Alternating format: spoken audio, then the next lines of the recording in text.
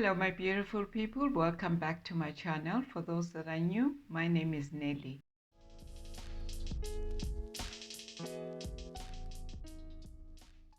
Today's topic, we're going to be discussing about marriage vows. What do they really mean? When you are getting married and you say those vows, what are you saying? So maybe you've lived the entire life alone where you just make your own decisions. Once you say I do, it's no longer about making those spontaneous decisions. Basically, when it comes to marriage vows, is when you are beginning a journey together and where you have to pause and think. You are entering this journey now with somebody. It's no longer about you, it's about us. You are entering this journey whereby you're not thinking of waking up in the morning and booking up the next flight and going on holiday. You now have to think about the next person. You're not thinking about moving houses. You have to think about the next person.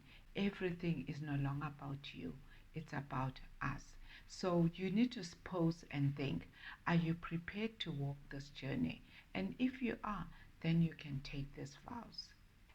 And once you say, I do, it means then you are committed. Couples need to understand the implications of making a vow, or maybe any other vow. Whether you're married or not, when you are making a vow with God, do not delay it and do not break it. You know, some people, they just make vows anyhow and they do not fulfill those vows. When you make a vow with somebody, you need to implement that vow. A lot of men, to be precise, they like making vows to women just anyhow, and they do not end up fulfilling those vows. And they don't realize that that leads to mistrust as well. Maybe sometimes it's to do with mistrust, or maybe infidelity, or maybe for some other reason, or sometimes it could be just for no reason. You are getting married and you are making those vows should not be broken. And you need to make sure that when you are entering a marriage, you need to enter it in a right way.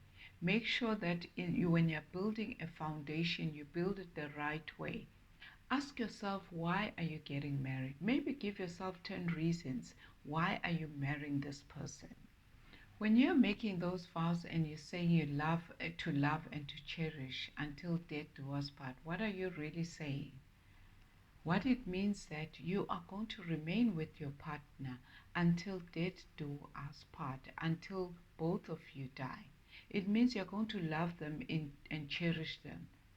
If you decide you want to marry somebody, it's because you love them. You don't want to marry somebody for your own motives. You're going to be sensitive to their needs.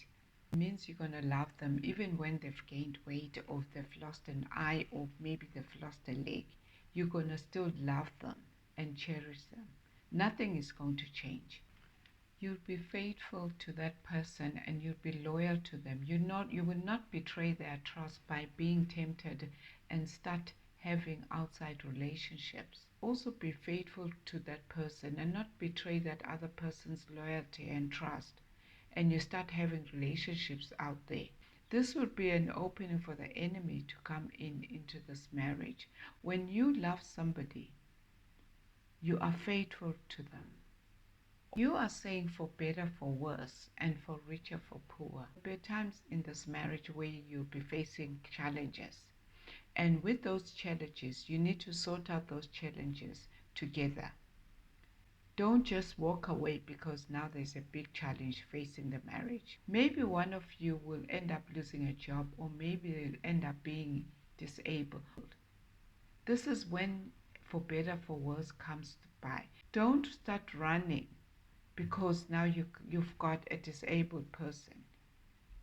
You need to be there all the time. Don't start running and start complaining that you can't handle this. You both need to start supporting each other, because you both need each other. Nobody will be there for you, but you both need to support and be strong for each other. Sometimes you'll face financial issues because of medical bills, or maybe sometimes you'll just face financial issues where you'll have to lose a home. You'll have to remain strong. As a person that's stronger, you need to find a solution when it comes to this. Sometimes it won't even be about this. Maybe it will be about whereby, as a wife, you can't conceive. And everyone is looking and watching and expecting you to have a child and you can't conceive. If both of you have built a strong foundation in this marriage, nobody will separate it. Just take it to God. Because there will always be these challenges in marriage, unexpected challenges that you don't expect. When you are getting married, you don't know that you're going to have children or not. So when it comes to marriage, it's about learning every day. New things will pop out, maybe on a daily basis. You need to be aware that everything, every thought of decision that you want to make, you need to involve the next person. Speak with us. Even in career changes, you need to discuss with your spouse that you are thinking of getting a new job. Maybe your new job will involve a lot of traveling. So he has to be aware that your new job will involve a lot of traveling. So it's no longer about you. This journey that you need to take, it's no longer about you. It's about us. Once the wedding is over, this impacts every aspect of your life. When you are making those vows, you need to consider that there will be a time when you need to make these vows together. So basically, when it comes to vows, you have to pause and think, what do they really mean? You have to pause and think, do you really want to get into these vows? Are you prepared for these vows? Are you prepared to go through all these things? Are you committed to this marriage? And then if you are, then you're ready to get married. Thank you for watching. If this is content that you like, please don't forget to like and subscribe.